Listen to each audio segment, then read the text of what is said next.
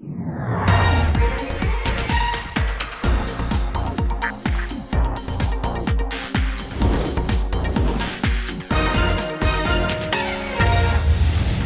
mademoiselle, monsieur, bienvenue à Metro News. Voici les principaux titres qui seront développés aujourd'hui. Poursuite de la guerre des gangs au niveau de la plaine du cul-de-sac.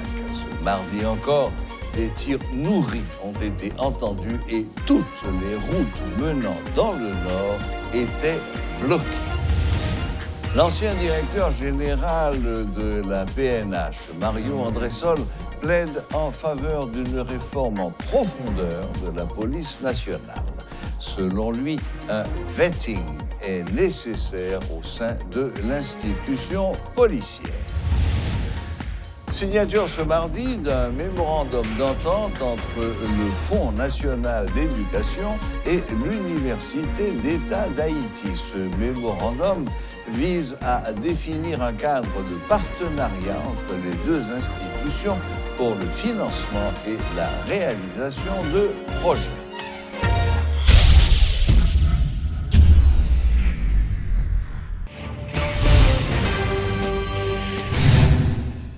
Les habitants de Santo, Croix-des-Bouquets, Butte-Boyer, Chada ont été les premières victimes des combats entre les gangs des 400 Marozo et Chiens Méchants. Le blocus provoque la perte de produits par les agriculteurs, la paralysie des activités économiques et académiques. Le bilan humain et économique de cette guerre ne sera sans doute jamais connu puisque les autorités locales et centrales ne contrôlent plus rien. Port-au-Prince est sur le point d'être asphyxié par les gangs qui se livrent une guerre sans merci dans les entrées sud et nord de la capitale. Les combats ont commencé à provoquer un déplacement de population dans la zone de la plaine. L'ancien directeur général de la PNH, Mario Andressol, juge une réforme en profondeur de la police nationale incontournable. Il estime également un vetting indispensable. Interrogé sur la question des brigades de quartier ou de l'intégration de l'armée d'Haïti au dispositif sécuritaire, l'ancien responsable a exprimé des doutes sur leur efficacité. Selon lui, les autorités ont laissé la situation sécuritaire dégénérer au point qu'il n'y a pas de solution miracle au problème des gangs. Écoutez l'ancien directeur général de la PNH. Nous sommes capables de dire comme expérience que nous faisons. Nous voyons que même brigadier dans un premier temps, où il y a des résultats, mais deuxième temps, il y a des incontrôlables. Moi-même, nous ne pouvons pas parler. La société n'est pas non beaucoup parler pour ça. Pour nous arriver dans la phase pour nous faire organiser nos brigades de vigilance et autres. Moi-même, je pense justement, et n'aime pas l'implication de citoyens dans la sécurité. Donc, si les libéraux arrivent de côté, c'est l'autorité centrale, même qui va faire des consignes de sécurité à citoyens, qui va dire, mais qui comportement pour gagner dans telle ou telle situation donnée, et qui ça pour gagner dans le quartier, qui ça pour gagner dans la section communale. Même pas c'est un programme politique ça pour parler de sécurité dans ça et moi c'est vrai que j'ai idée me souli mais il y a plein de monde qui a idée autour de ça et que regarder dans tout pays qui gagne et qui se développer ou bois citoyens impliqués dans la sécurité les on va passer au coup de la police qu'on a pour informer mais toujours est-il que faut que la police là regagner confiance population faut qu'il gagne confiance population donc nous c'est pas du tout le cas aujourd'hui et tout ça demandé pour nous travailler. Donc, à court terme, il faut que nous résolvions le problème de sécurité ça, qui pose l'argent, pose aujourd'hui là. Et à moyen terme, il faut commencer à poser base, justement, pour nous côté que nous allons reconfigurer la structure de sécurité que nous avons en Haïti. Aujourd'hui là, effectivement, nous avons besoin d'une réforme. Mais réforme, tout le monde, il ne faut pas faire tout sans volonté politique. Il faut être politique, il ne faut pas faire interférence dans les institutions. Donc, je dis alors, il y a des éléments comme ça, il y a une police, et puis il y a un pourcentage qui est assez élevé, qui a bail sécurité et à des personnalités. Donc, il y a une police qui tiraille, il n'y a pas de mission, il y a des exigences politiques qui sont faites. Donc, ça veut dire tout ça pour redresser et on réforme en profondeur, effectivement, les nécessaires dans le moment où on a parlé là, et on ne va pas de vetting pour nous, oui, un vetting. on pourrait utiliser justement là, c'est une balise qui va le mettre et qui va l'empêcher que comme c'est n'importe monde, n'importe qui va arriver dans la police là. Et puis gestion quoi tout l'important. Hein. Gestion institution, il y a un terme qui s'allie à il faut qu'on sache qui représente tout comme institution. Et c'est ça que fait aujourd'hui à tout. Même t'es toujours en philosophie pour adresser ces problèmes de sécurité. Il faut qu'en institution, faut qu'il correct, faut fonctionner normalement. Si vous avez des problèmes internes qui traversent, il y a des contentieux non vidés jusqu'à présent, qui viennent faire que comme Sindadou, ou l'impression que vous pas l'amour qui vit pas comme Sindadou, ou même capable de parler d'esprit de corps dans l'institution. Parce que là, on dit que le général Wini, il prend l'institution qu'on y a, il mène de façon pâle. Jean Lowell. Alors que vous avez une loi qui dit, mais qui avec le règlement interne, qui dit, mais comment vous avez un problème?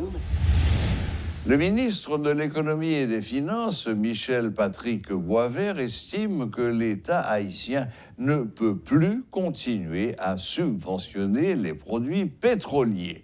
Mais de son côté, malgré les spéculations qui circulent, le ministre du Commerce et de l'Industrie affirme que l'augmentation des prix de l'essence n'est pas à l'ordre du jour. Alors que les autorités étatiques tentent de rassurer, le président de l'ANAPROS, Marc-André Derifonce, indique qu'il y a en fait une pénurie des produits pétroliers. Au total, 108 camions-citernes partant du central Vareux ont procédé à la livraison de produits pétroliers entre le 22 et le 25 avril 2022. Plus de 240 000 barils de diesel et 400 000 de gasoline ont été distribués pendant ces 3 jours, sans compter les livraisons effectuées du 18 au 21 avril. Des informations rendues publiques sur le compte Twitter du terminal Vareux à un moment où les simples citoyens s'interrogent sur cette crise des produits pétroliers qui vient une nouvelle fois bouleverser la vie nationale. Est-il possible que toutes ces cargaisons aient été livrées et que les responsables de stations-service fassent preuve de mauvaise foi? Serait-ce un moyen pour obtenir une augmentation des prix de l'essence? Sur ce point, le ministre du Commerce, Ricardin Saint-Jean, va droit au but. Il y a une certaine forme de spéculation sous prétexte que l'État va augmenter le prix du carburant. Mais je veux rassurer toute la population que ce n'est pas l'ordre du jour. Cette affaire d'augmentation du prix du carburant, ce n'est pas l'ordre du jour. L'État va s'assurer à ce que le produit soit disponible sur le marché comme ça a été, ça fait quelques jours. Toutefois, depuis décembre 2021, indique le ministre de l'Économie et des Finances, une possible fin des différentes subventions des prix du carburant est envisagée et jusqu'ici, cela n'a débouché sur rien de concret. La loi de 1995 stipulant l'ajustement automatique des prix dès que le niveau international subit une hausse de 5% reste en suspens. Michel Patrick Boisvert précise que l'État haïtien ne peut plus continuer sur cette voie et que les conséquences seront néfastes à la fois pour lui et les autres secteurs impliqués. Déjà là, on est à presque 400 gouttes de subvention sur le gallon de gasoline, un peu plus de 100 gouttes sur les 2 autres produits. Donc on est déjà à un stade insupportable. Parce que là, à ce rythme, si rien n'est fait, les compagnies ne pourront plus continuer à importer. La question de l'approvisionnement énergétique du pays revient régulièrement dans l'actualité et à chaque rebondissement, les pertes économiques pèsent lourd dans la balance. Quelle est l'origine du problème? Nul ne sait, du moins ceux qui ne sont pas dans le secret des dieux. Un problème identifié est à moitié résolu. Pour paraphraser le président assassiné, par contre, existe-t-il une volonté au niveau de l'État? 700 gourdes pour un gallon de gasoline, 50 gourdes pour le circuit de Delma à Pétionville, chacun fait son beurre et la vie suit son cours. Dans ce vaste désordre, Jacques Anderson Desroches veut continuer de croire dans les autorités. Moi, pour une véritable obligation pour l'État réorganiser le secteur pétrolier, réorganiser totalement et permettre ces véritables administrateurs pour comprendre le produit ça disponible et accessible à la population. Parce que ça qui a privé là, il était prévisible. Parce qu'au niveau international, oui, il y a ici l'Ukraine, Russie, qui affecte le monde, mais il y a de l'autre pays qui font de la solution. Et ensemble, il y a diminué la pression sur la population. Depuis la fin de la semaine écoulée, l'essence est le principal souci des citoyens. Il est vrai que l'insécurité bat son plein, mais quand il s'agit de ce produit transversal, Des consommateurs passent leur nuit dans les stations-service et bien d'autres se réveillent à 3 heures du matin pour aller faire la queue, parfois sans grand succès. Voilà à quoi se réduit le quotidien des citoyens alors que le Premier ministre Ariel Henry se tait depuis déjà 2 semaines. Le directeur général du BMPAD tente de rassurer en affirmant qu'il n'y a pas de rareté alors que le président de l'ANAPROS, Marc-André Desrifons, parle sans langue de bois. Pas de gaz, carrément pas de gaz aujourd'hui. Avec compagnie, ensemble de compagnies, par exemple, Dinasa, Capital et Timazo, pas rien du tout. Seul Total qui ont tiré réserve, ou qu'à comprendre, leur seule compagnie qui ont tiré réserve, leur jour tiré réserve là, on sont restés, pas de pression à bien sur lui. Le prochain arrivage ne sera pas là avant le 29 avril, y compris les 4 ou 5 jours nécessaires pour son déchargement. Apparemment, le calvaire est loin d'être à sa fin et cette situation ne laisse présager rien de bon. Le ministre de l'Économie et des Finances, Michel-Patrick Boisvert, demande la fin de subventions, mais on peut se demander si cela va réellement mettre fin à ce problème. Qui a tort, qui a raison, difficile de répondre. En revanche, entre les discours des responsables et la réalité dans les stations de service, le fossé se creuse. Une chose est certaine, c'est qu'il est impossible de ne pas reconnaître qu'il y a un problème. Claude Désir et Rodolphe Pierre-Louis pour Télémétropole. L'Office de la protection du citoyen, OPC, veut s'engager à fond dans la lutte contre l'impunité dans le pays. C'est une condition nécessaire pour le respect des droits humains, a affirmé Maître Renan Hédouville à l'occasion de la Journée nationale du souvenir à la mémoire des victimes de Fort Dimanche. Le protecteur du citoyen a exigé que justice soit rendue aux familles des nombreuses personnes qui ont péri lors du massacre du 26 avril 1986. Intervenant durant cette activité, l'historien et professeur d'université Victor Benoît a affirmé que cet événement odieux est une des nombreuses causes de la situation dans laquelle se trouve le pays aujourd'hui.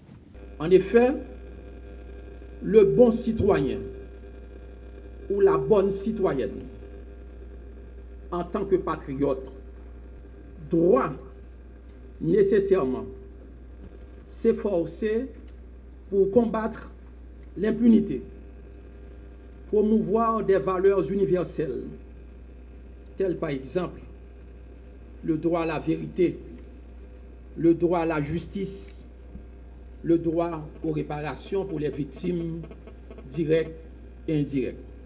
Justement, ce 26 avril nous rappelle et coïncide à la journée nationale du souvenir à la mémoire des victimes de Fort Dimanche. Cette date nous fait penser à des moments tristes sous le régime des Duvalier, mais sous d'autres régimes qui se sont succédés au pouvoir dans une perspective, dans le cadre de la lutte que nous menons, d'exiger justice et réparation. Et parlant des atrocités, parlant des moments sanglants sous le régime des Duvalier, on ne saurait ne pas souligner à l'encre forte la date du 26 avril. Ils ont utilisé toute manœuvre pour effacer dans la mémoire, ou bien pour empêcher jeunes qu'on ait qui ça Fort Dimanche là. Fort Dimanche pas dans Delma 33. Côté que aurait les commissariats de Delma 33 qui va dire non Fort Dimanche là, c'est pas là son façon pour capable empêcher en pile jeune, en pile écolier, en pile petit monde connaît d'abord qui côté Fort Dimanche tenté. Yo détruit côté Fort Dimanche tenté pour capable effacer toute bagaille dans l'histoire, toute trace. Fort Dimanche était dans zone Cité Soleil. Faut comprendre Fort Dimanche ça le symboliser. C'est un lieu du crime, c'est un lieu de l'horreur, dit du Valais. C'est-à-dire l'autre de yo arrêter au monde. C'est pas nos pénitentiaires au Bétel. C'est Fort Dimanche au Bétel. Des pour mon aller Fort Dimanche ou perdu. Ou après que pas sorti. On a dit 23 avril 63, 23 avril 86, ce sont deux dates qui ont un point commun. C'est de l'acte tragique. Tragique dans la mesure où nous savons que la tragédie nous fait souffrir, suscite des pleurs. Or, tragédie fait nous, bagaille qui passe, tout ça, fait un pile monde crier, fait un pile monde souffrir, laisser des traces, nous avons dit, ineffaçables dans la mémoire du peuple haïtien. Jusqu'à présent, des gens qui ont dit, je ne sais pas qui j'ai maman au passé, papa est sorti dans le matin, papa n'est pas rentré, etc. Donc, pour une société qui scindée, qui divisée, c'est-à-dire que, alors que après, le pays a besoin d'une certaine unité nationale et que c'est pas ça que nous gagnons, etc. Moi, je dis non que date ça, c'est très bien, nous commémorons, nous disons voici les choses négatives qui passent, qui pas bon, qui fait mal le pays. Il est bon que pour nous évoquer devant le jeunesse. Pour que je ne connais que il y a eu vraiment un projet maléfique qui est responsable que le pays a des états. Il y a un grand vide dans le domaine de la propriété intellectuelle en Haïti, selon maître Claudia Covin. De son côté, maître Christian de l'Espina se rappelle que la propriété intellectuelle constitue l'un des plus grands actifs économiques en matière commerciale. Pour sa part, maître Vanessa Abdel Razak invite les victimes de la propriété intellectuelle à porter leur litige auprès du Centre de conciliation, d'arbitrage et de conciliation pour faciliter un meilleur dénouement des conflits. Les professionnels du droit et experts dans le domaine ont fait ces déclarations lors d'une conférence débat organisée à l'occasion de la Journée internationale de la propriété intellectuelle au ministère du Commerce et de l'Industrie ce mardi. 26 avril 2022, Journée internationale de la propriété intellectuelle. À l'occasion, à travers le monde, les professionnels du droit, mais également des experts dans le domaine de la propriété intellectuelle réfléchissent sur les enjeux et les opportunités dans ce domaine. Et le ministère du Commerce et de l'Industrie l'a compris en organisant cette conférence débat, non seulement pour poser les problèmes, mais encore pour se projeter dans l'avenir, selon les propos du directeur aux affaires juridiques, Maître Joanny Joseph. Célébration Journée mondiale propriété intellectuelle, j'aimerais toujours dire que c'est un prétexte ou encore son opportunité ou occasion pour mettre en exergue, en valeur, le rôle propriété intellectuelle dans sa développement économique et social. Dans le sens général, mais dans le sens en particulier, il vient en sorte de pérennisation pour l'entreprise. Maintenant, c'est dans ce contexte que le ministère du Commerce, avec le ministère de la Culture, établit un calendrier pour nous fêter la Journée mondiale propriété intellectuelle là, qui va le faire sous 11 semaines. Donc, thème activité que OMPI retenu en ça, c'est propriété intellectuelle et les jeunes qui innovent pour un avenir meilleur. Puis, Maître Christian de l'Espinasse rappelle toute l'importance de l'affaire. Dans certains pays du monde, la production intellectuelle se révèle déjà la plus grande ressource et les propriétaires intellectuels peuvent dormir sur leurs deux oreilles. Mais ce n'est peut-être pas encore le cas en Haïti. Ce qui n'empêche pas Maître Christian de l'Espinasse de rappeler les avantages dans ce domaine. Donc alors il faut voir aussi dans la propriété intellectuelle le côté économique, le côté commercial. C'est un actif commercial, on appelle un actif incorporel. Et aujourd'hui, l'économie en général est basée sur le savoir. Donc c'est une économie de savoir. Et donc le savoir est protégé par la propriété intellectuelle. Donc c'est l'actif le plus important dans le commerce et c'est le droit de la propriété intellectuelle qui permet d'exploiter et de protéger ces droits. Mais le hic, comme dans tous les autres domaines du droit haïtien, il semble que le respect de la propriété intellectuelle doit faire face à d'énormes obstacles Si l'on en croit Maître Claudia Covin, comme dans le domaine légal en général en Haïti, question de, on fait toujours un inventaire de ce que nous avons et ce que nous n'avons pas. Mais heureusement qu'Haïti est membre de plusieurs organisations internationales et nous avons plusieurs conventions internationales qui complètent nos lois et qui nous aident à naviguer un petit peu au niveau de la législation. Donc, nous avons un grand vide au niveau du droit de la propriété intellectuelle, mais nous naviguons avec les conventions internationales qui sont d'application en Haïti. Mon peuple meurt, dit-on, faute de connaissances. Ce vieil adage pourra devenir désuet si seulement les producteurs et les propriétaires intellectuels parviennent à faire reconnaître leurs droits. Et Maître Vanessa Abdelrazak montre le chemin. Aujourd'hui, à l'échelle internationale, les litiges sont généralement conclus et résolus à travers l'arbitrage au lieu d'aller aux juridictions étatiques, parce qu'il y a beaucoup de bénéfices et par rapport à l'arbitrage. Donc, on essaie de faire un plaidoyer pour qu'aujourd'hui en Haïti, nous puissions avoir et que les gens sachent qu'ils peuvent se tourner vers le Centre de conciliation et d'arbitrage d'Haïti pour résoudre ces conflits. Le droit d'auteur fait partie de la propriété intellectuelle. Donc, quand on parle de propriété intellectuelle, ça chapeaute les droits industriels et les droits littéraires artistiques. Donc, les droits littéraires artistiques, et c'est de cela qu'on parle quand on parle de droit d'auteur. Donc, ce sont les œuvres littéraires et artistiques, et la musique, etc. Il est dit, peu vaut mieux que rien. Au-delà des vides et de tous les manques qui existent dans ce domaine, désormais, il y a une cohorte d'experts, d'institutions qui réfléchissent à la propriété intellectuelle. Récemment, le Bureau haïtien des droits d'auteur et la Chambre d'arbitrage et de conciliation d'Haïti ont paraphé un protocole d'accord à ce sujet. Et petit à petit, oiseau fait son nid. L'historien Michel Soucard a présenté à la presse ce mardi un ouvrage d'Antoine Mervin sur la vie et la carrière d'un ancien parlementaire haïtien nommé Louis-Édouard Pouget. Ce dernier fut diplomate et aussi ministre, un homme qui, durant toute sa vie, a défendu les principes de compétence et de moralité dans la gestion de la chose publique. Cet ouvrage sera en vente signature les 29 et 30 avril prochains à l'École des Frères de l'Instruction chrétienne à Pétionville au prix de 1000 gourdes.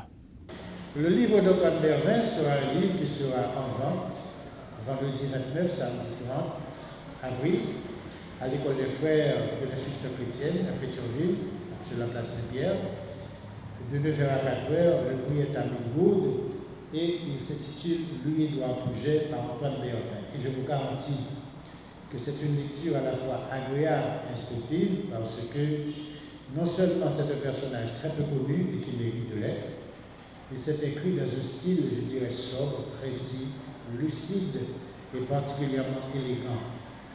Et je dirais aussi comme Mervin que Louis-Édouard Pouget fait partie de ces rares Haïtiens qui se sont construits avec les efforts de leur famille, le peu qu'ils ont reçu, ils sont devenus des êtres humains à part entière, des hommes dont nous pouvons être fiers et qui peuvent encore représenter un modèle pour cette jeunesse en mal de bon modèle. On peut s'inspirer de son exemple. Naturellement, comme tout être humain, ce n'est pas un saint. Il a commis des erreurs, il a eu des errements. On peut ne pas être d'accord avec lui, mais en général, son comportement est un comportement respectable. Le livre a été rédigé par Antoine Mervin et je l'ai présenté en portant l'accent sur le caractère de l'homme, Pouget, parce que dans la vie, tout est une affaire de caractère, que vous soyez riche ou pauvre. Et nous l'avons fait dans le cadre de la collection des textes retrouvés de ces trois éditions, dont la vocation est de mettre en circulation des ouvrages d'auteurs haïtiens, mais des ouvrages sur Haïti, qui ont disparu de la circulation, mais dont la lecture est extrêmement importante pour tous ceux et toutes celles haïtiens comme étrangers qui s'intéressent à la compréhension de l'histoire du peuple haïtien. Voilà, la boucle est bouclée. Merci de nous rester fidèles et à la prochaine. Même heure, même chaîne.